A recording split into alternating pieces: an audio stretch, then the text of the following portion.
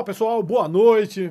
Estamos aqui mais uma vez aí fazendo essa grande revisão aí, pré-prova, né? Prova aí de técnico, Cefaz Rio Grande do Sul, né? Concurso muito bom e que nós vamos fazer um apanhado aí, o que a gente acredita que deve ser aí mais ou menos aí essa prova de técnico.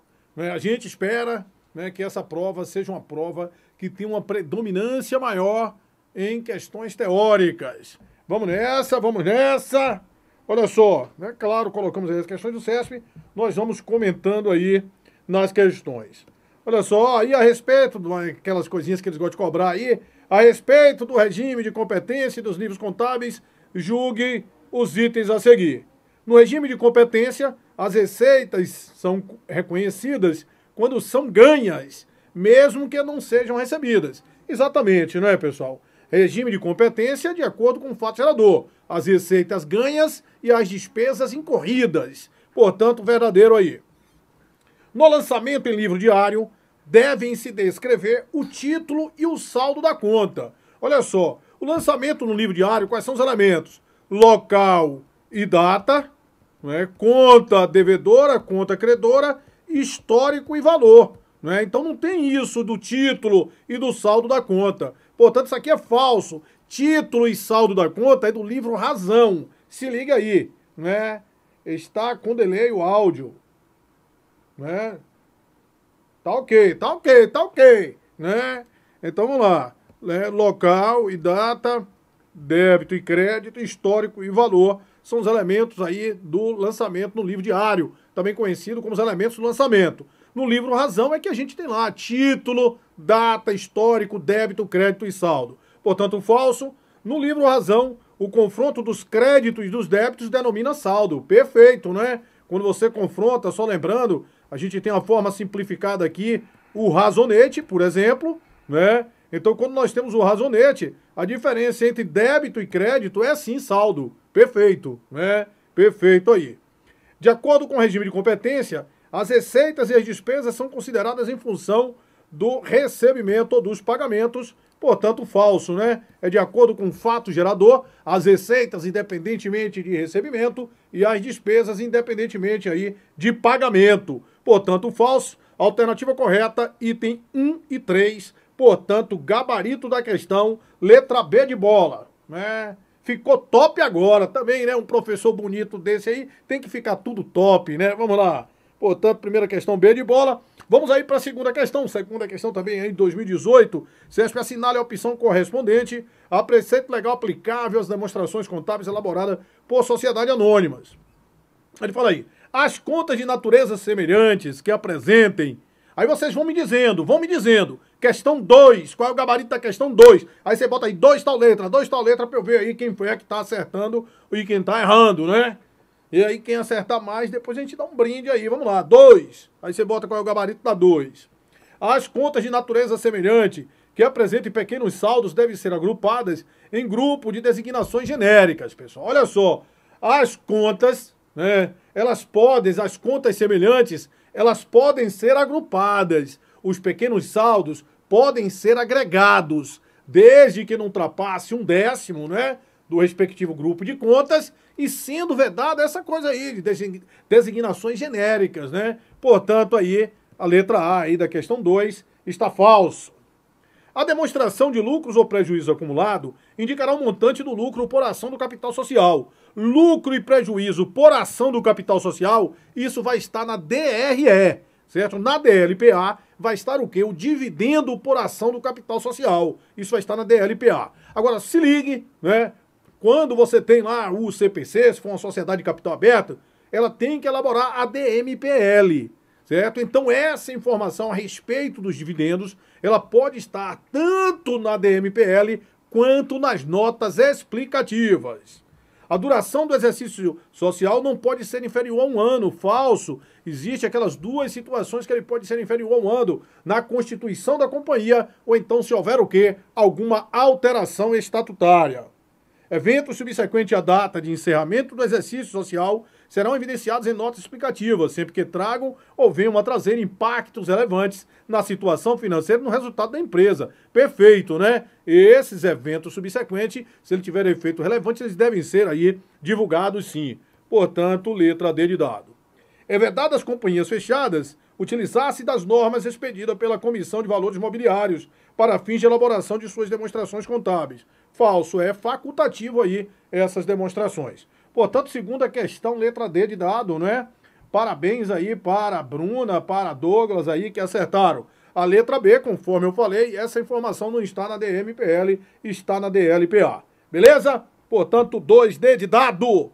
Vamos aí. Questão de número 3. Na elaboração do balanço patrimonial, relativo ao exercício social encerrado em 31 de dezembro de 2017, determinada sociedade anônima adotou os procedimentos a seguir. O resultado positivo do período foi apresentado em uma conta específica do patrimônio líquido denominado lucros ou prejuízos acumulado. Olha só, a empresa ela não pode ter hoje uma SA, o resultado positivo ficaria naquela conta lucros acumulado. Isso não pode mais. Isso desde 2001 isso é vedado. Se ficar saldo em lucros acumulados, se ligue, tem que ser distribuído de dividendos adicionais de dividendos complementares, certo? Saldo em lucros acumulado tem que ser distribuído de dividendos, né, adicionais ou complementares. Que é diferente se aquelas reservas, o somatório daquelas reservas, legal, estatutária, contingência orçamentária, leões, certo? Legal, estatutária, né, orçamentária e especial para distribuição de dividendos obrigatórios. Se o saldo dessas 4 reservas ultrapassar o capital social, o excedente, aí você pode utilizar para 2 coisas, para aumentar o capital ou para distribuir dividendos. É diferente se sobrar saldo positivo lá em lucros acumulados, que esse deve ser distribuído de dividendos adicionais. Beleza? Perfeito. Portanto, aí, o primeiro está falso. O pessoal marcou aí 3, Bruna aí, letra D de dado. Vamos lá. Para fins de avaliação contábil, considerou-se o valor justo das matérias-primas como o preço pelo qual esse ativo poderia ser vendido pela empresa na data do balanço. Pessoal, se ligue, ó. Matérias-primas você não vende, certo? Matérias-primas são insumos que você vai utilizar na produção de outros, né, produtos, de outros ativos. Então, o valor justo de matéria-prima é o valor pelo qual ela pode ser reposta mediante compra no mercado. E isso aqui já caiu demais aí no CESP. Portanto, falso. Se ligue, valor justo aí de matéria-prima. Então, primeiro e segundo falso. Os saldos devedores e credores em que não havia direito de compensação foram apresentados separadamente. Perfeito. Saldo, credor e devedor, se não tiver direito, vão ser apresentados separadamente.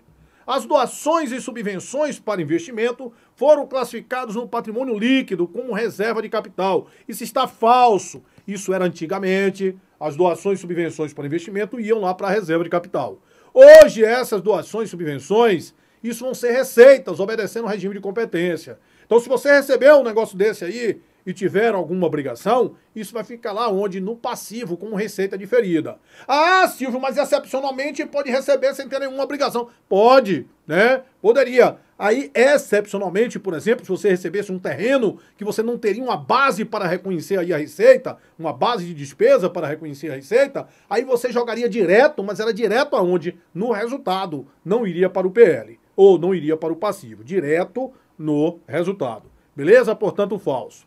As ações de tesouraria foram apresentadas no balanço, retificando a conta do PL que registrava a origem dos, né? Ó, foram classificadas no patrimônio líquido. Cadê aqui? O terceiro foi verdadeiro, né? Foi. Aí ele falou, as doações e subvenções foram classificadas no patrimônio líquido como reserva de capital falso. As ações em tesouraria foram apresentadas no balanço, retificando a conta de PL que registrava a origem dos recursos utilizados na sua aquisição. Verdadeiro, né? Portanto, item 3 de 4 verdadeiro, alternativa de novo aí, letra D de dado, e o pessoal acertou aí, né? Essa ações de tesouraria, pessoal, quando você compra ações em tesouraria, olha só, você compra, para você não ficar pensando, você compra com recurso de onde? Do disponível, caixa ou banco, certo? E isso é coisa financeira. Agora ela vai ficar retificando a conta lá no PL, que forneceu os recursos econômicos para a aquisição dela, entendeu? Beleza, D de dado. Aí a questão número 3, todo mundo acertou. Vamos ver a 4. Eu quero ver a 4 e agora quem é que vai acertar aí essa questão de número 4. Vamos nessa aí, né? Beleza? Olha só, um ativo que possa ser vendido em uma eventual necessidade financeira da empresa é um item de estoque. Pessoal, olha só, possa ser vendido em uma eventual necessidade financeira? Não. O ativo é coisa que você vende o quê? Habitualmente, né? Você vende constantemente o estoque, né? Isso, o estoque você vende com frequência, não é uma coisa que você vai eventualmente vender. Isso seria um caso, por exemplo, de um imobilizado. Você vende um eventual, uma venda eventual, portanto, falso. Os direitos realizáveis devem ser registrados no ativo realizável a longo prazo em até 360 dias do encerramento do exercício social. Olha só, isso aqui, pessoal, é uma redação meio, né, truncada. Olha só, o que é que você vai classificar lá no realizável a longo prazo? Os direitos que vão ser realizados em até 360 dias após, né, o final do balanço. Né? Então, até um ano depois, se ele for realizado até um ano, após um ano, né, ele vai ser no ativo realizável a longo prazo. Até um ano, ele vai ser o quê? No circulante. Aí ele bota aí, os direitos realizáveis devem ser registrados no ativo realizável a longo prazo em até 360 dias. Não, isso é que for realizado o quê? Após 360 dias do encerramento, né? Portanto, falso aí. Após 360 dias do encerramento.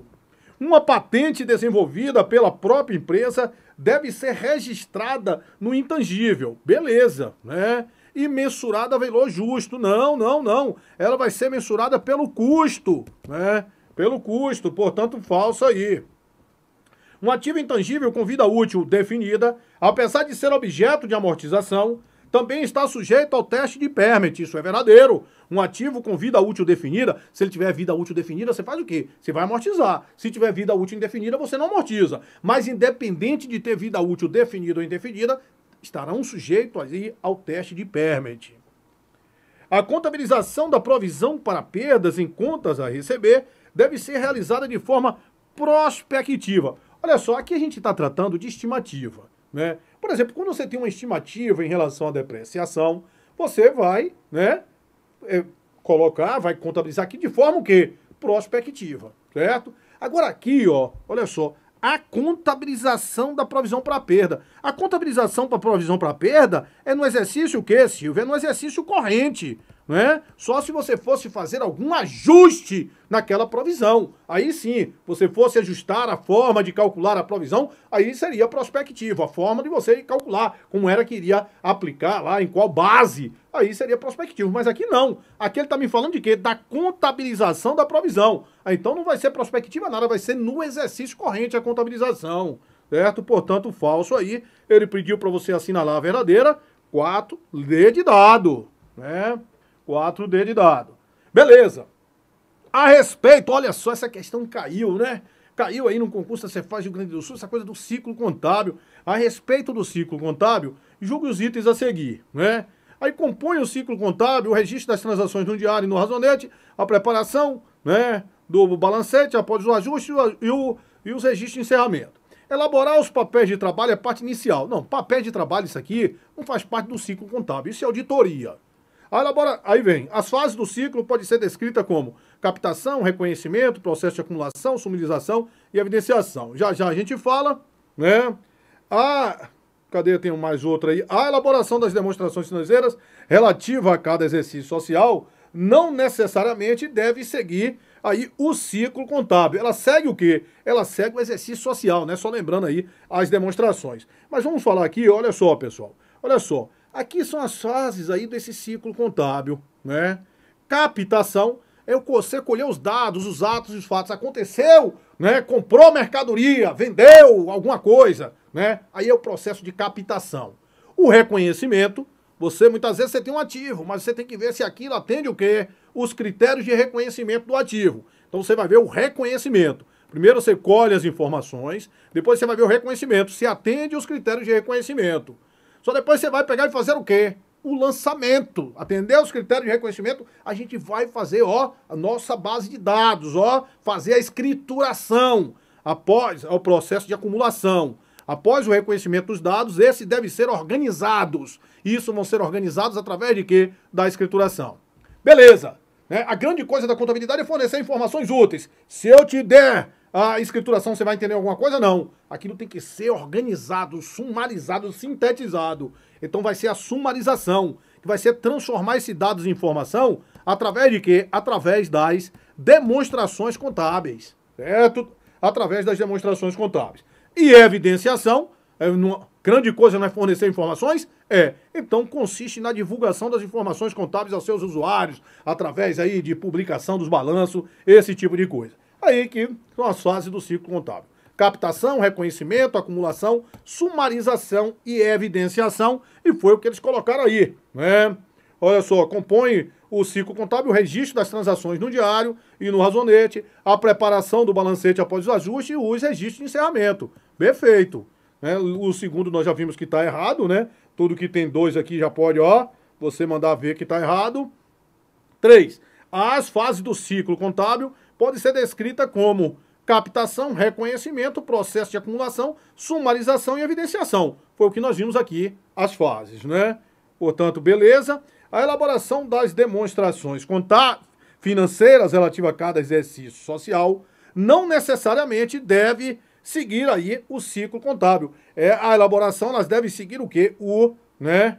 Aí vocês colocaram o quê aí na questão de número 5? B de bola, exatamente, né? 1 e 3, beleza, né? Deve seguir aí o ciclo contábil. Perfeito. Captação, reconhecimento, processo de acumulação, sumarização e evidenciação. Beleza. Questão 6, acertaram aí a 5, né? B de bola, todo mundo. Beleza. Acerca dos registros de operações típicas empresariais, das operações com mercadorias e estoques, da apuração do resultado e de dividendos, julgue os itens a seguir. No fluxo de caixa, a compra de um terreno à vista é considerada uma atividade de investimento. Pessoal, comprou terreno, né? Comprou imobilizado, comprou intangível. Isso é atividade de quê? De investimento mesmo, né? Isso, portanto, atividade de investimento. O primeiro aí está certo, está correto aí no fluxo de caixa. Os abatimentos são obtidos ou concedidos em virtude de as empresas realizarem grande compra de mercadoria. Pessoal, olha só, existe, né, uma diferença entre descontos incondicionais e abatimentos.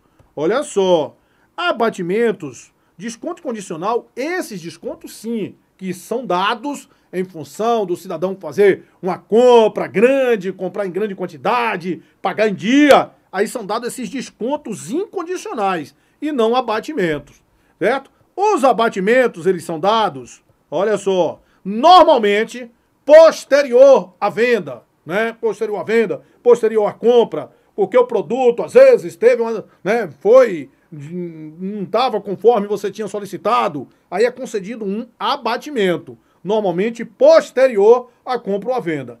Excepcionalmente, pode ser no momento. Você vai comprar alguma coisa e na hora que você está comprando, você está vendo que aquilo ali está variado, certo? Tem uma varia. Então, foi-lhe concedido um abatimento no momento da venda, certo? Pode ser, mas o normal é que esse abatimento seja posterior. O abatimento não é dado por o cidadão comprar em grande quantidade, pagar em dia, não. Isso é chamado de desconto incondicional, certo? Portanto, aí falso.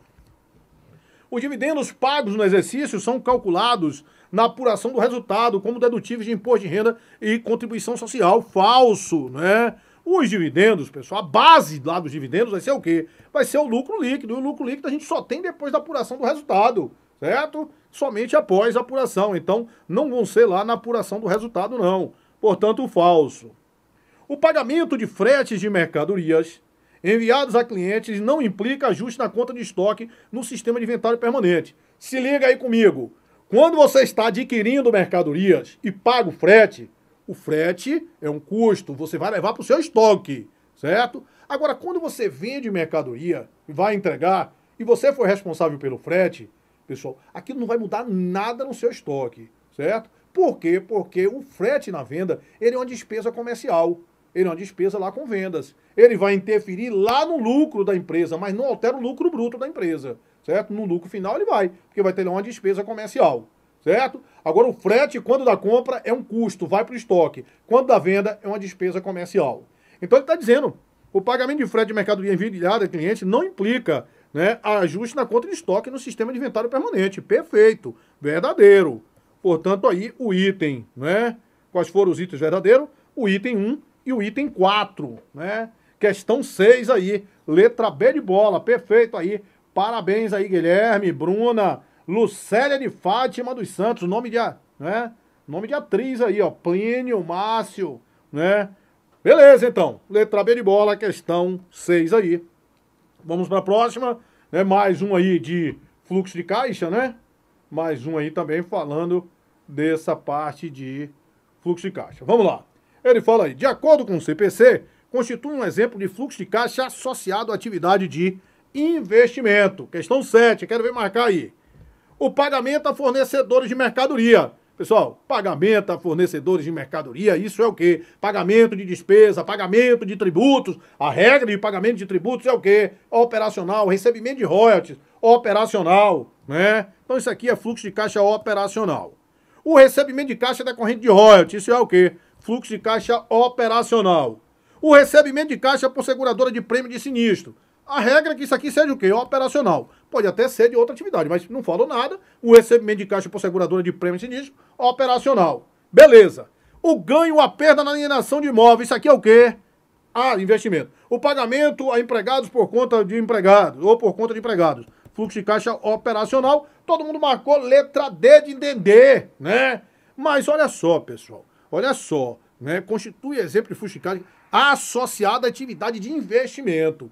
O investimento é a venda, certo? A venda, o valor da venda do imobilizado, certo? O valor da venda do imobilizado, certo? O valor da venda do imobilizado. Imagina você que eu tenho um imobilizado de 100 mil.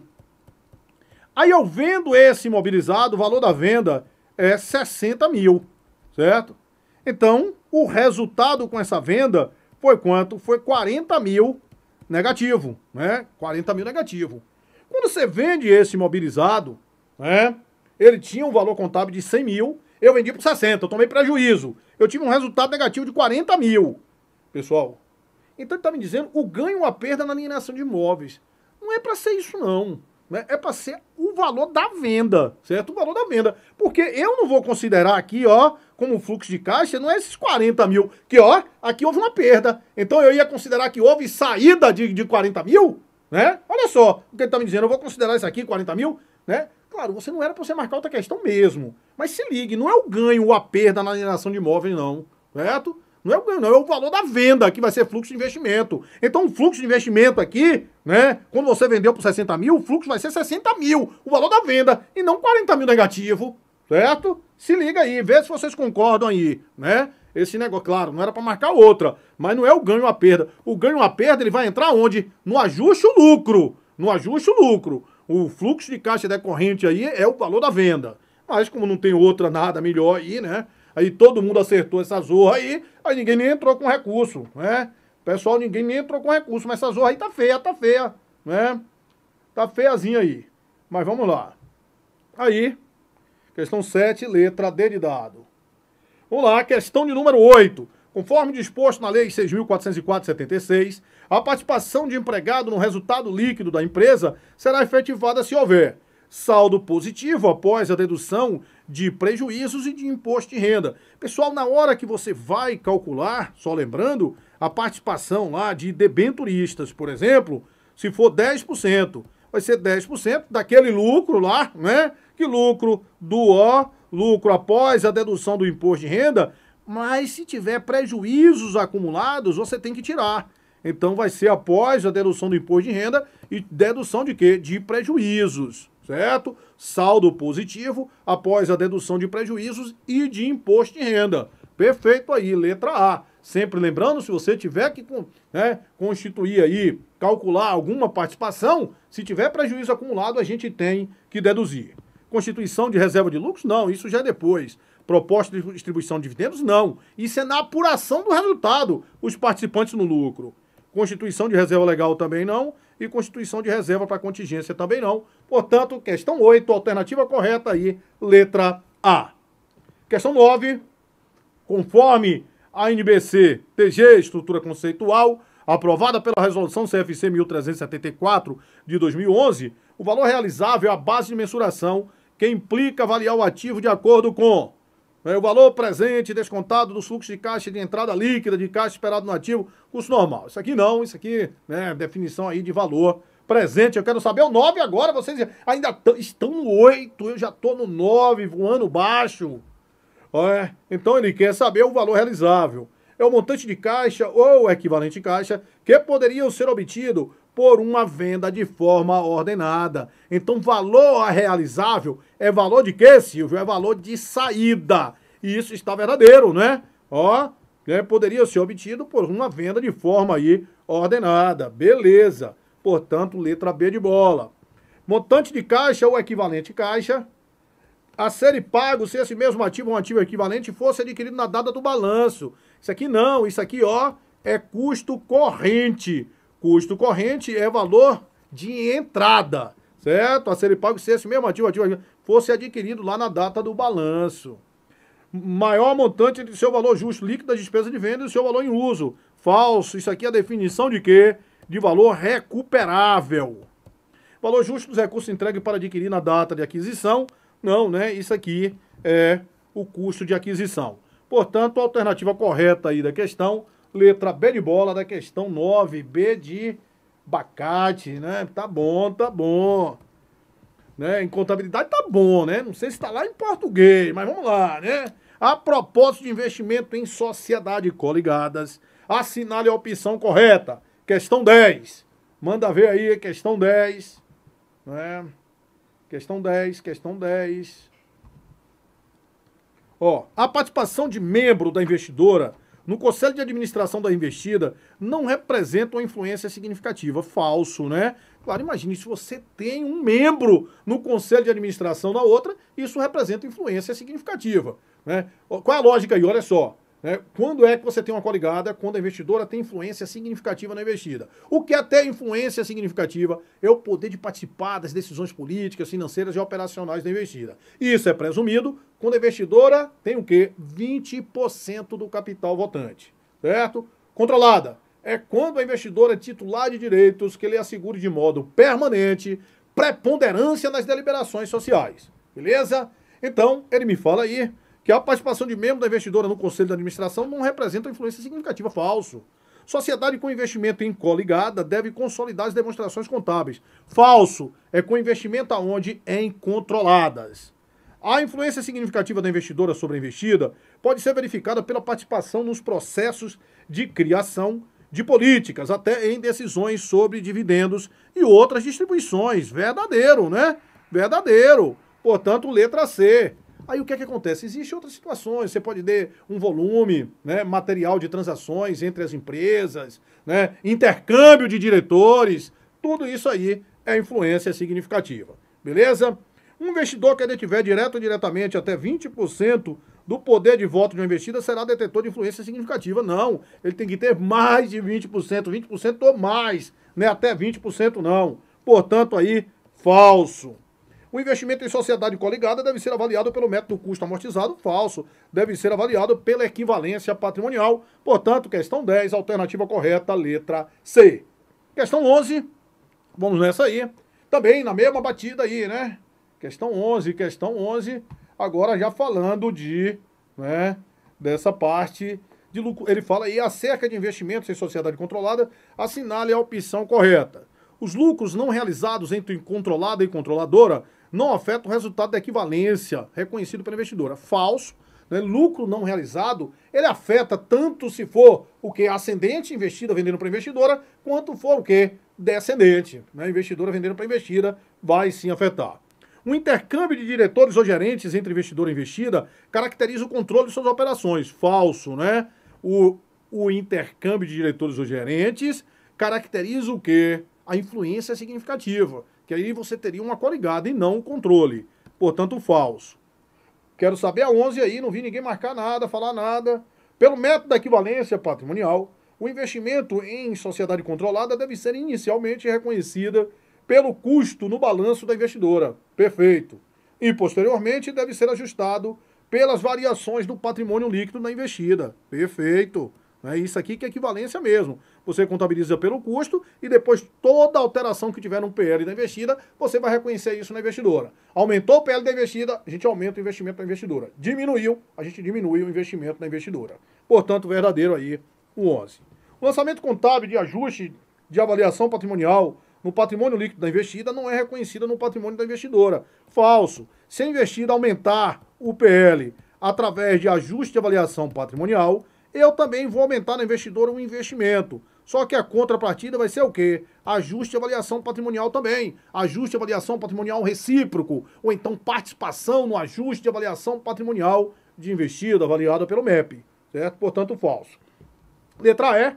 Os dividendos distribuídos pela investidora reduzem, né, o valor do investimento na controladora. Olha só aqui, ó, ele faz uma sacanagem nessas questões, ó. Os dividendos distribuídos pela investidora, né, reduz o valor do investimento na controlada. É o contrário, né? Os investimentos, se ele for distribuído pela controlada, eles vão reduzir o valor do investimento aonde? Na investidora. Olha só, sacanagem aí, né? Então, se distribuir dividendos, a investida, eu vou pegar e vou acreditar investimento e debitar dividendos a receber. Certo? Então diminui o investimento, mas é o contrário. Distribuídos pela controlada, reduz o valor do investimento da investidora. Né? Portanto, uma pegadinha aí maldosa aí na questão 11. Questão 12. Em maio de 2017, determinada companhia aberta recebeu sem ônus 7.500.000 relativo à subvenção para investimento no âmbito da Superintendência de Desenvolvimento Sudene, Nordeste, e da Sudam, Superintendência de Desenvolvimento da Amazônia. Nessa situação hipotética, né, a companhia deve registrar a referida subvenção na data da transação em conta de. Ele me falou, recebeu, ó, né, investimento sem ônus, ó, sem ônus. Se recebeu sem ônus, ele já vai reconhecer direto como o quê? Como receita. Né, direto como receita. A grande chave ali da questão foi que recebeu sem ônus, né, não tem nenhuma obrigação. Certo? Então vai ser reconhecido direto aí como receita. Portanto, questão 12, alternativa correta, letra B. Questão 13. Julgue os itens a seguir relativos à elaboração e apresentação de relatório contábeis diversos. Vamos lá. Questão 13. 13. Agora eu quero saber a 13. Né? Questão de número 13. Vamos nessa aí. O conjunto completo de demonstrações contábeis das entidades comerciais deve ser elaborado de acordo com o regime de competência. Conjunto completo não, né, pessoal? Por quê? Porque nós temos lá a DFC, né, que vai ser elaborada de acordo com o regime de quê? De caixa. Nós temos também que faz parte ali também o que? As notas explicativas. Então, num conjunto completo não vai ser de acordo com o regime de competência, né? Portanto, aí, falso. As demonstrações contábeis das entidades devem ser apresentadas ao menos anualmente, beleza? E de forma comparativa, perfeito. Realizáveis a longo prazo, investimento intangível compõe um ativo não circulante, perfeito. E aqui eu chamo a atenção, né? Olha só, por quê? Porque você às vezes fala assim, realizável a longo prazo, investimento intangível compõe um ativo não circulante. Você fala assim, falta imobilizado. Sim, falta imobilizado. Mas essa questão está errada? Não. Né? O CESP adora colocar essas coisas incompletas e o incompleto está certo. Né? Está incompleto, mas está certo. Então, item 2 e 3 são itens verdadeiros. Portanto, a alternativa correta aí da questão 13, letra D de dado. Perfeito aí. Né? Em relação às operações de arrendamento mercantil, assinale a opção correta. O ativo arrendado na modalidade operacional não passa por teste de impairment. Pode ser na modalidade operacional ou na financeira, ele vai sim passar por teste de recuperabilidade. Qual é a diferença? Se for o lease financeiro, vai passar onde? No arrendatário. Se for o lease operacional, vai passar onde? No arrendador. Certo? Portanto, falso aí a questão de número 14. Né? Errado, deve ser caixa, beleza, né? 14C. Nas operações de arrendamento mercantil operacional financeiro, a arrendatária contabiliza o bem e as prestações. Falso, né?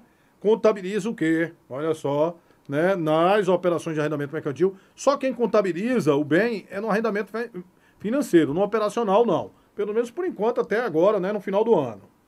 No arrendamento mercantil financeiro, ocorre a transferência para o arrendatário dos riscos e benefícios da operação. Justamente, né? A grande característica do arrendamento mercantil financeiro é que nele vai haver a transferência dos riscos e benefícios. Portanto, alternativa aí, letra C.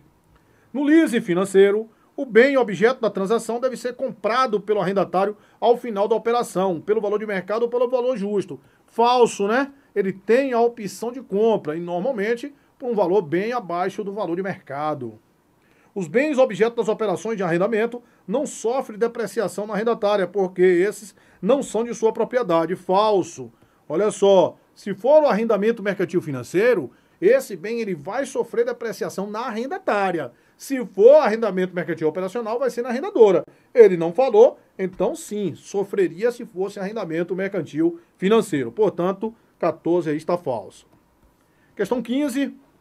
O pronunciamento técnico do Comitê de Pronunciamentos Contábeis, que trata de redução ao valor recuperável de ativo, estabelece que as empresas avaliem, ao fim de cada período de reporte contábil, se existe indicação de que um ativo possa ter sofrido alguma espécie de desvalorização.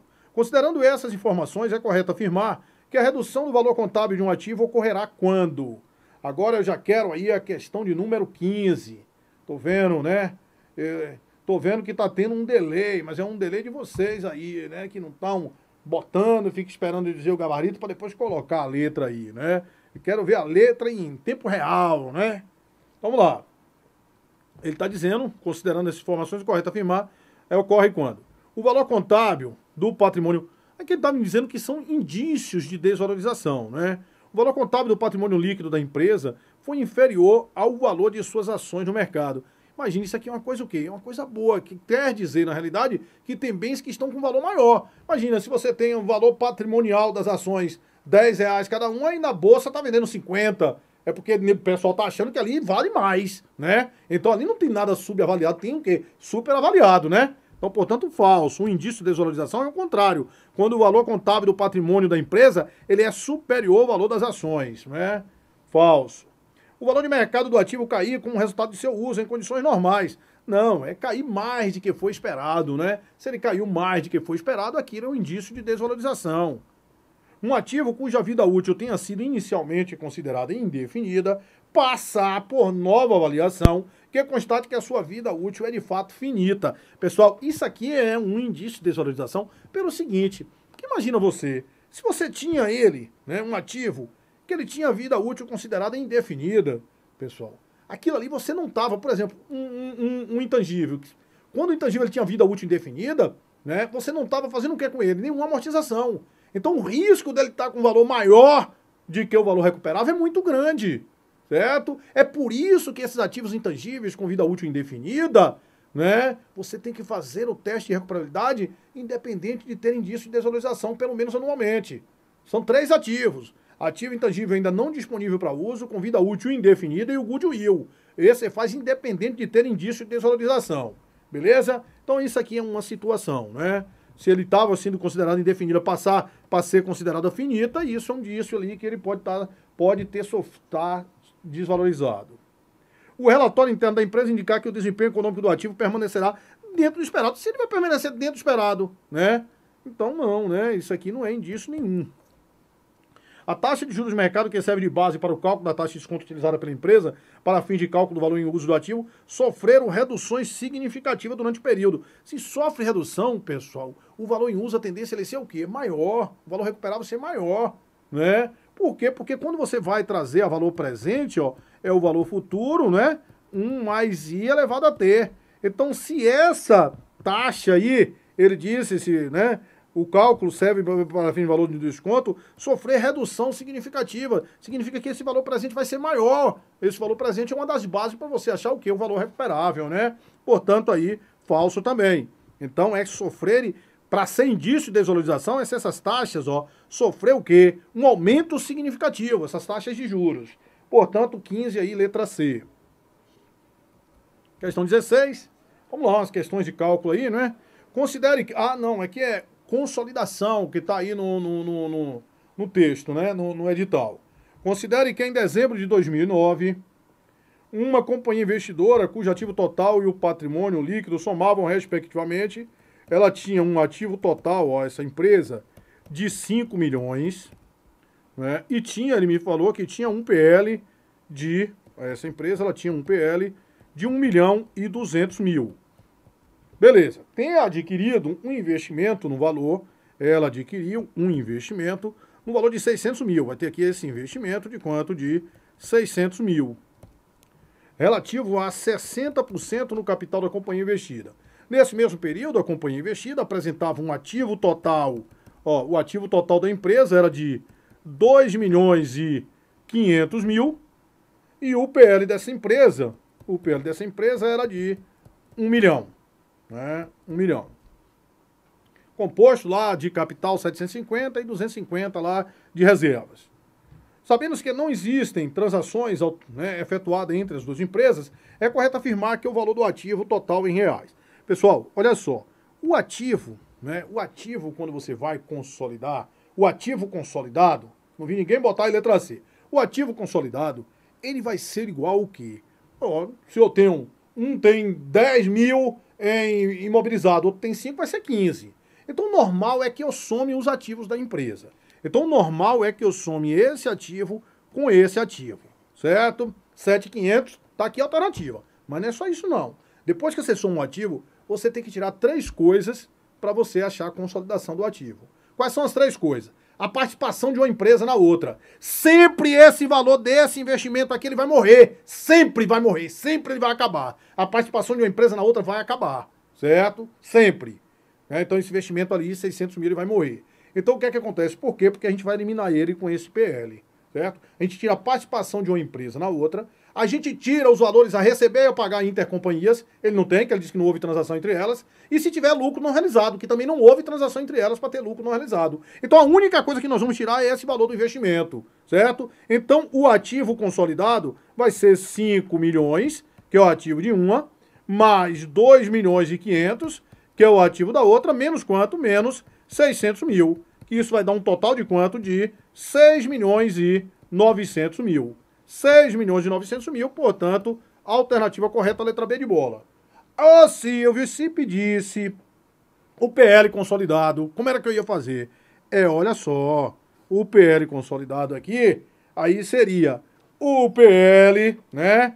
Olha só, o PL da investidora, certo? Esse 1 milhão aqui, a gente ia segregar isso aqui, ó, em 600 mil, que a gente ia eliminar com esses 600 mil. Ia ficar aqui 400 mil, que era a participação de acionistas minoritários ou de acionistas não controladores. Então, na consolidação, o PL seria 1.200.000 com mais 400, seria 1.600.000. Se ligou? Então, beleza, né? O ativo consolidado, você soma os 2 ativos e tem que tirar aquela parte ali, né? Ou seja, se tiver lucro não realizado, valores a receber e a pagar intercompanhias ou a participação de uma empresa na outra. 16, letra B de bola, perfeito. 17, a partir dos pronunciamentos do Comitê de Pronunciamentos Contábeis, novos parâmetros para a contabilidade brasileira foram estabelecidos, incluindo as demonstrações contábeis a serem apresentadas. De acordo com os pronunciamentos do CPC, julgue os itens seguintes. A demonstração dos resultados abrangentes deve ser apresentada como coluna da demonstração da DMPL. Falso, pessoal, falso. Ele gosta de cobrar esse tipo de coisa, tá falso. Olha só, a DRA hoje, ela tem que ser apresentada separadamente, certo? Separadamente. Não vai estar em DRE, não vai estar em DMPL, nada, certo? Você tem a DRA, aquele demonstrativo pequenininho, sozinho, certo? O que você... Antigamente ela podia ser na DMPL, numa coluna da DMPL. Hoje não, ela tem que ser separada. O que vai ter lá na DMPL são os outros resultados abrangentes. Comum, porque outros resultados abrangentes são mutações que vão acontecer aonde? No PL, que não são decorrentes da transação consórcio na qualidade de proprietário. Então outros resultados abrangentes vão estar lá, na DMPL. Mas a DRA não, tem que ser apresentada separadamente. Beleza. Na demonstração dos fluxos de caixa, os eventos que impactam o caixa devem ser classificados, né, no mínimo, em atividades operacionais, atividade de investimento e atividade de financiamento. Verdadeiro. E é no mínimo mesmo, viu? Cuidado aí. A demonstração do resultado do exercício inicia-se pela receita bruta de venda, seguida pela dedução dos impostos, devolução e abatimento. Isso é falso. Por que falso? Porque, de acordo com o pronunciamento, é a parte de onde? Da receita líquida de vendas, ser neto e não da receita bruta. Então, para as sociedades de capital aberto, a DRE começa da receita líquida. Beleza? Portanto, aí, qual é o item correto aí? Somente o item 2. Apenas o item 2 está correto, portanto, alternativa aí, letra B. Questão 18. Vamos lá. Uma companhia efetuou, isso agora foi a questão mais nova que nós tivemos do CESP, né? Técnico de Minas agora aí. Efetuou em 1º/9, pagamento de prêmio de seguro no valor de 1.800 referente à proteção de seus imóveis contra incêndio e outros sinistros pelo prazo de 2 anos a contar da data do pagamento. Considerando essa situação hipotética, é correto afirmar que em 31/12, com referência às despesas de seguro pagas antecipadamente, deve ter constatado no ativo não circulante da companhia. Então ele pagou 1.800 por um período de quanto tempo? De 24 meses. Não é isso? 1.800 por um período de 24 meses. Quero saber já a outra, quero saber a 18. Deixa eu ver quanto 1.800 dividido por 24, que isso deu quanto? Deu, né? 75. 75 aí por mês, né? 75 reais por mês. 75 mil, porque é 1.800.000. 75 mil. Beleza? 75 mil aí por mês. Aí o que foi que aconteceu? Em 2017, a gente vai reconhecer, ó, quando ele pagou, teve aqui seguros a vencer, né? Pagou quanto? 1.800.000, conta do ativo. E você creditou quem? Creditou Caixa. 1.800.000. Creditou, Silvio. Creditou, Silvio. Creditou. Você tá com... Creditou Caixa. Você ia estourar o Caixa, né? Para sair dinheiro do Caixa, você tem que ter 1.800.000. Beleza. Aí quando chegou lá, ó, em 2017, vai acontecer o fato gerador correspondente a quantos meses? 4, né? Ó, mês 9, 10, 11, 12. Isso vai se transformar em quê? Em despesa com seguros. Beleza. 4 meses vezes 75 mil. Isso aqui vai dar quanto? Vai dar 300 mil de despesa com seguros. 300 mil e vai diminuir de onde? Daqui dos seguros a vencer. Então, pessoal, esse seguros a vencer quando terminar, ele vai ter um saldo de quanto? De 1.500.000. 18, letra C. Ele vai ter um saldo de 1.500.000. Beleza. Mas ele quer saber, vai ficar no ativo não circulante. Ele quer o que vai ficar no ativo realizável a longo prazo. Então, o que vai ficar no ativo circulante vai ser o correspondente a quantos meses? A 12 meses. 12 vezes quanto? 12 vezes 75. Né? 12 vezes 75 mil. E o que é que vai ficar lá no ativo não circulante? O restante. O restante quanto, Silvio? Vai ficar lá 8 meses vezes 75. Por que 8? Porque era 24 meses. Você em 2017, você só teve quanto? 4 meses. Em 2018, você vai ter quanto? 12, né? Então, para 2019, que é o que ele quer, que vai ser ativo não circulante, só vão restar quantos meses? 8. Então, 8 vezes 75, que vai dar quanto? Que vai dar 600.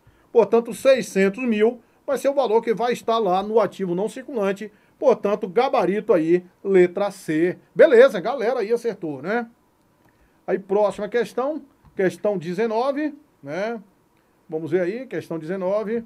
Ele fala aí, a empresa Catex S.A., quando da finalização de seu resultado ao final do ano, apresentava lucro de 288.500 antes do imposto sobre renda, o qual seria de 43.275.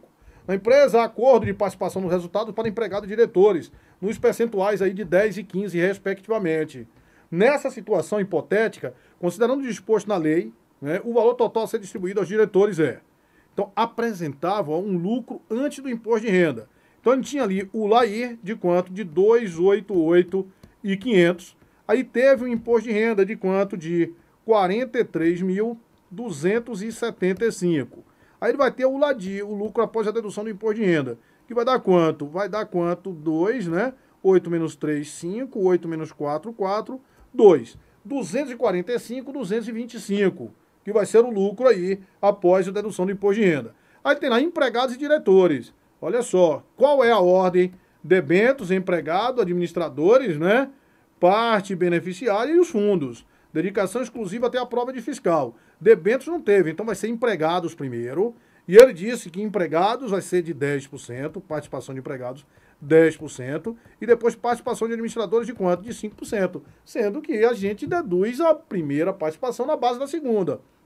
Então 10% disso aqui vai ser quanto? Vai dar 24.522,50. 24.522,50. Não é isso? Aí, que isso vai dar quanto? Vamos fazer essa conta aí.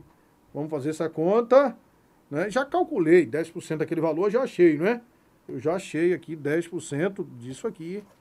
Já vai dar, hoje já calculei direto, deu 24.522,50.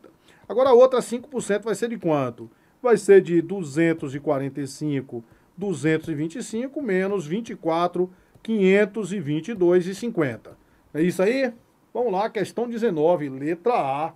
Vamos ver esse negócio aí. Eu gosto de fazer direto, eu gosto de pegar assim, ó. Olha só como é que eu gosto de fazer. 245, né? 225 vezes 90%, né? Que aí vai dar 220, né? 220, eu já tirei ali aquele negócio todo, do 220, 702. Aí vezes 5%, que isso deu quanto? Deu 11.035,125. Portanto, a participação de administradores deu 11.035,13. Né?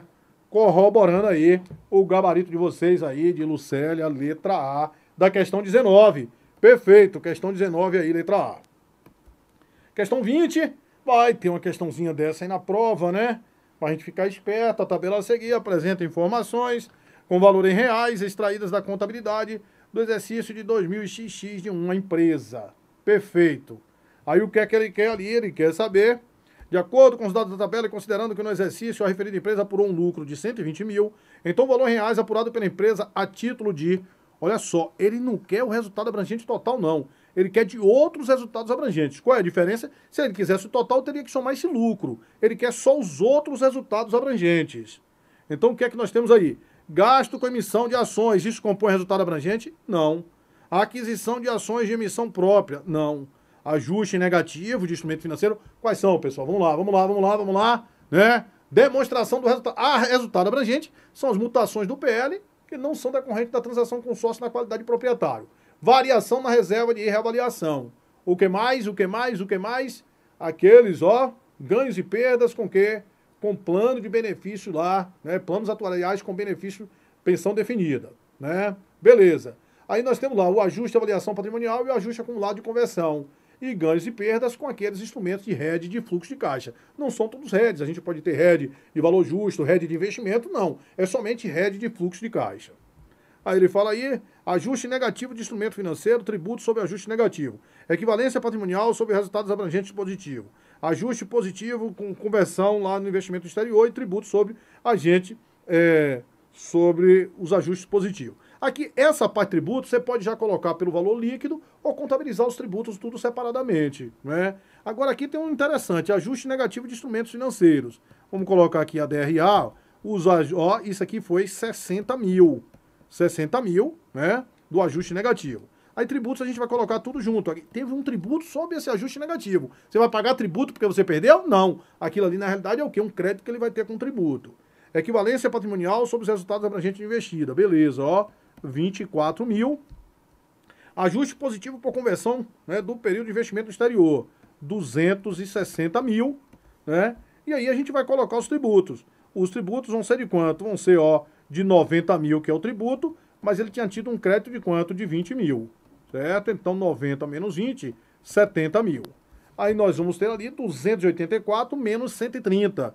284 menos 130 vai dar 154 mil, vai ser os outros resultados abrangentes. E se não fosse outros resultados abrangentes, não, se não fosse como, Túlio, vamos lá, calma aí. O que ele poderia ter pedido seria assim, o resultado abrangente total do período. O resultado abrangente total do período. Aí o resultado abrangente total do período, aí você tem a DRA, o ponto de partida do resultado abrangente é o lucro, você iria pegar o lucro mais outros resultados abrangentes, aí você ia chegar ao resultado abrangente total do período. Aí seria Olha só, o lucro foi quanto? Foi 120 mil, mais os outros resultados abrangentes que foi quanto? 154 mil. Aí o resultado abrangente total do período teria sido quanto? 274 mil. Perfeito aí? Se liga aí. Então seria isso, né? Tomar cuidado que ele pediu os outros resultados abrangentes, poderia ter pedido o resultado abrangente total do período, que teria sido 274 mil. Como ele pediu o resultado abrangente do período, portanto, 154 mil. Questão 21. Determinada empresa adquiriu um equipamento produtivo com vida útil estimada de 10 anos pelo valor de 250 mil. A empresa trabalha com valor residual de 10% para todos os seus ativos produtivos. Ao final do 5º ano de uso, após apurada e contabilizada a depreciação correspondente de todos os ativos da empresa, avaliou-se o valor em uso do referido equipamento em 125 e o valor justo líquido das despesas com vendas em 135. Portanto, um valor recuperável de quanto? De 135 mil. Beleza. Aí ele quer saber, nessa situação hipotética, a empresa deverá reconhecer uma perda por desvalorização do equipamento no valor de quanto, pessoal? Olha só, primeiro eu tenho que calcular o valor contábil, né? Ele foi adquirido por quanto? Por 250 mil. Eu tenho que saber a depreciação acumulada aí no período. Como é que eu vou calcular a depreciação, pessoal, desse período aí? Né? O valor depreciável vai ser 250 mil, menos o valor residual, que é 20%, né? 25%. Então vai dar 225. Olha só, né? Dividido por 10 anos. Por 10 anos. Então eu vou achar a depreciação anual, 225 dividido por 10, né? Vai dar 22.500. Beleza. E a depreciação acumulada, né? Vai ser 5 anos daquilo ali. Vai ser 5 vezes 22.500. Ah, Silvio, eu já faço direto. Eu pego, vejo o valor que foi 225. 225 era o valor depreciável. E como foi metade, 225 dividido por 2 dá quanto? 112.500. Beleza, é isso aí mesmo. Manda ver que tá certinho. 112.500 a depreciação. Então eu vou ter aqui 112.500. E isso aqui eu vou ter um valor contábil de quanto, Silvio? Eu vou ter um valor contábil de 137.500. O valor contábil é 137.500. O valor recuperável é 135. Eu tenho que reduzir ao valor recuperável. Como é que eu vou reduzir? Constituindo o quê? Uma perda, né? Aqui eu vou ter 112.500 e aqui eu vou contabilizar aí essa perda de quanto? De 2.500 para que isso aqui chegue para quanto? Para 135. Um ativo ele não pode ficar com um valor maior de que ele vai recuperar, né? Seja através da venda, seja através do uso. Então a gente vai constituir perdas de quanto? De 2.500 e isso vai impactar aí no resultado, né? Portanto, aí, alternativa letra A. Beleza? Questão 22. A construção da contabilidade de custos, claro, né? Tá aí no programa, possivelmente tenhamos aí umas 2, 3 questões de contabilidade de custos, né? A construção da contabilidade de custos, a partir da contabilidade societária, pré-industrial, exigia o desenvolvimento de novas terminologias e novas regras que se adaptaram aos procedimentos e às práticas contábeis vigentes. Com relação a esse assunto, julgue os itens a seguir. Sendo a despesa um bem ou serviço consumido com vistas à obtenção de uma receita, a expressão custo das mercadorias vendidas é tecnicamente incorreta. Porque custo é para ser o quê? Somente com indústria. É antes uma despesa de que um custo verdadeiro. Né? Isso aqui está verdadeiro. Né? O custeio por absorção está apoiado no regime de competência. Perfeito. Só se registra em conta de resultado os custos fixos variáveis dos produtos e mercadorias que tenham sido efetivamente vendidos. Beleza, né? Que é diferente do custeio, do custeio variável. O custeio variável ele trata os custos fixos como despesa, certo? É diferente, né? Quando a gente tem o RKW. O RKW ele pega, faz o quê, pessoal? Tudo, né? Até as despesas ele apropria o produto. O RKW é como se fosse mais uma formação de preço de venda, né? E o ABC é que utiliza ali aqueles, né, direcionadores de custos ali. Um contrato de manutenção de equipamentos industriais com cláusula de reajuste periódico pelo índice de preço é um exemplo de custo variável falso. O custo variável é aquele custo que aumenta quando você aumenta a produção, certo? Esse aqui não, você tem uma causa que, né, que vai aumentar de acordo com o índice de preço, não tem nada a ver com a produção. Então isso aqui é um custo o quê? Fixo.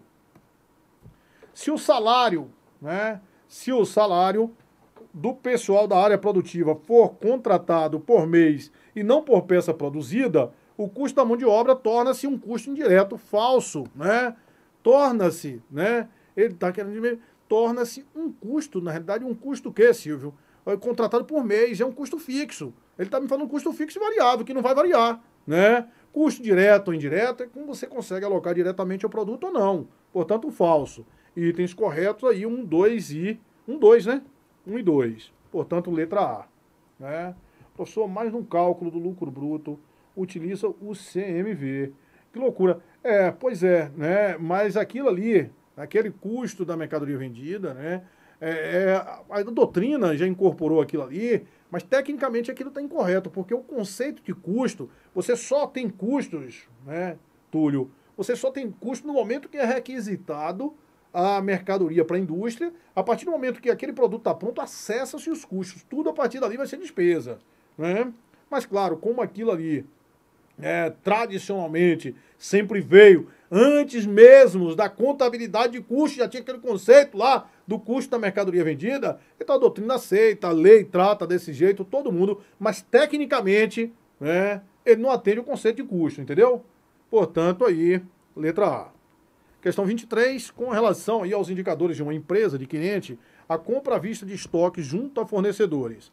Aumenta os índices, ele me diz aí que aumenta os índices de liquidez seca e liquidez imediata e manter os índices de liquidez corrente e liquidez geral nos patamares anteriores à ocorrência da transação. Vamos ver aí, né? Comprou à vista estoque. Se você comprou à vista estoque, o que é que vai acontecer, pessoal? Ó, a liquidez imediata, que é o disponível sobre o passivo circulante, ele vai alterar. Não vai? Vai. Por quê? Porque o disponível vai diminuir, a liquidez, né? A liquidez imediata ela vai diminuir. Então ele falou, aumenta os índices de liquidez seca e liquidez imediata. Não aumenta nada, o índice de liquidez imediata diminui. Reduz os índices de liquidez seca e de liquidez imediata. Vamos ver a liquidez seca. Como é a liquidez seca? É ativo circulante menos o quê? Menos estoques, não é isso? Dividido por quem? Pelo passivo circulante. Beleza. Então ele fala ali, e liquidez corrente, Silvio, ativo circulante dividido pelo passivo circulante. E liquidez geral, ativo circulante mais ativo realizável a longo prazo sobre passivo circulante e passivo não circulante. Reduz os índices de liquidez seca, sim, vai reduzir. Por quê, Silvio? Olha só, quando você pegou, ó, né, de uma empresa, comprou à vista estoque, né? Então o seu ativo circulante, ele permaneceu o mesmo. Mas vai aumentar o quê? A quantidade de estoque. Então, quando aumentou a quantidade de estoque, o índice de liquidez seca ele vai fazer o quê? Ele vai diminuir, certo? O ativo circulante ele permanece o mesmo. Ele vai trocar um ativo por outro de ativo de igual valor. Só que o ativo que ele trocou de igual valor, ele trocou dinheiro por estoque. Então, o índice de liquidez seca vai diminuir mesmo, né? Agora, o índice de liquidez corrente não vai se alterar, vai ficar igual. Por quê? Porque o ativo circulante vai ficar o mesmo. Trocou um ativo por outro ativo de igual valor. E o índice de liquidez geral também ele vai ficar o mesmo.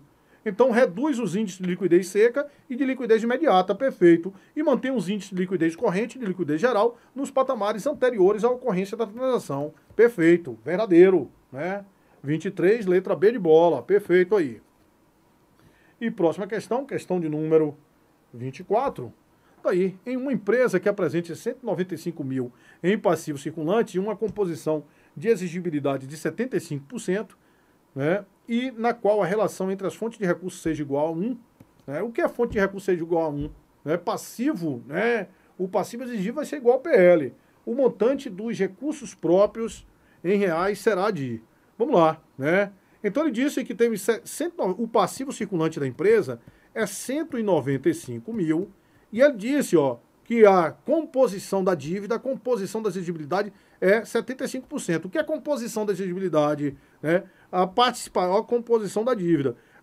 O passivo circulante, ó, composição da dívida. Passivo circulante dividido pelo passivo exigível. Olha só. Então, o passivo circulante é 195 mil, dividido pelo passivo exigível é igual a 75%, que é 0,75. Logo, o passivo exigível vai ser igual. Vai ser igual a 195 mil, dividido por quanto? Dividido por 0,75. Que isso vai me dar quanto? Vamos lá, né? 195 mil dividido por 0,75, isso é igual a 260 mil. 260 mil é o passivo exigível. Beleza. E como ele me diz que a relação de 1 para 1 das fontes, passivo exigível dividido pelo PL é igual a 1. Logo, isso implica que o PL vai ser igual ao passivo exigível, que o PL vai ser igual a quanto? A 260 mil. Então, ele quer saber o montante de recursos próprios, é o PL. Então, o PL vai ser quanto? 260 mil. 260 mil vai estar em que intervalo aí? Entre 244 e 265. Portanto, né, a alternativa correta aí da questão 24, letra A. Beleza, pessoal? Então, aqui a gente resolveu aí, né, essas 24 questões, né, para a gente fazer um apanhado geral aí desse edital, né, lembrando que a gente acredita aí muito aí nessas questões teóricas. É por isso que a gente colocou aí uma predominância de questões teóricas, certo? Vamos ver aí alguma dúvida, alguma pergunta aí, né? Vamos lá. 23B, 24A, todo mundo acertou, né? Ó, Plínio Márcio colocou aqui, pois o custo fixo depende de critério de alocação. Então seria indireto. Olha só, né? A gente pode ter, pessoal, olha só, uma coisa é você ter custo fixo e custo variável. O custo variável é aquele que aumenta com o quê? Com a produção. O custo fixo ele permanece inalterado. Por exemplo, um aluguel é um custo fixo. O custo direto é aquele que você consegue alocar direto ao produto. O indireto você não consegue alocar, ele vai através de quê? De rateio. Mas, por exemplo, você está me falando isso aí, Plínio, mas existem os custos indiretos fixos e os custos indiretos variáveis, certo? Custo indireto fixo e custo indireto variável. Então, eu não posso, são tratamentos totalmente diferentes. Eu não posso querer associar, né, custo, porque normalmente, o que é que acontece? Os custos diretos são custos variáveis, normalmente. Mas não, são, né, a gente tem custos indiretos que são custos variáveis, entendeu? Isso aí foi para Plínio, né, que ele falou ali que a gente pode tratar custo fixo como custo indireto. Não, se o custo indireto é em relação, né, a gente conseguir alocar diretamente no produto ou não. Essas de custo é muito complicada, nada de complicada. Custo, né, até redundante, a relação custo-benefício melhor que tem num concurso, porque as questões eu acho bastante tranquilas aí, né, em relação à parte toda aí de contabilidade, né. Aluguel de fábrica que faz apenas um produto é direto e fixo. Sim, ó, olha só, né, aluguel de fábrica que faz um produto. Se fizer um produto, pode ser qualquer custo, se só tem um produto, se a indústria só tem um produto, todo custo vai ser o quê? Custo direto. Todo custo vai ser custo direto. Obrigado pela ajuda. Faz uma revisão assim do que Douglas não complementou aí, né? Entendi. Exatamente. Você, né, tem que ficar nessa coisa de custo fixo e custo variável. Você não achar que, né, custo fixo e variável é em relação, né, à produção. E custo direto e indireto você conseguir alocar diretamente ao produto. No dia auditor, em fevereiro, faz uma aula assim também. Douglas, no concurso de auditor, a gente vai estar presencialmente aí em Porto Alegre, fazendo uma mega revisão, vai estar, né, informática, vai estar o grande mestre, né, de informática aqui do site, Bruno Guilherme, vai estar o Diego De Grazia, vai estar o Christian, nós vamos estar aí numa caravana sensacional aí em Porto Alegre. Beleza? Quais conteúdos, né, deve ser priorizado nessas últimas horas? Eu acredito que você deva fazer daquela coisa ali que você, né, uma lida, talvez na lei 6.404 seja uma boa, a partir do artigo, né, 175 até o artigo 202, uma lida suavezinha ali naquela coisa, e talvez, né, dar uma lida aí nesse pronunciamento CPC 00, o 25, eu nem diria para você ler o pronunciamento não, né, ler um resumozinho. Ah, senhor, não tenho nem resumo, não tenho nada, você não tem nada, você pega e lê o sumário. O sumário já vai lhe ajudar bem, né, que tá ali bem resumidozinho, né. Então, beleza, a gente, né, vai ficar por aqui, que hoje é sexta-feira. Sexta-feira é o Dia Internacional da Cachaça, né? E a gente vai ali agora tomar uma cervejinha, beleza? E vocês vão estudar aqui, né? Prova aí domingo, então não pode ficar desatento não, né? Então beleza, pessoal, foi uma satisfação muito grande aí estar com vocês. E a gente encerra aqui essa live, desejando uma boa noite e uma excelente prova aí para todos vocês. Show de bola!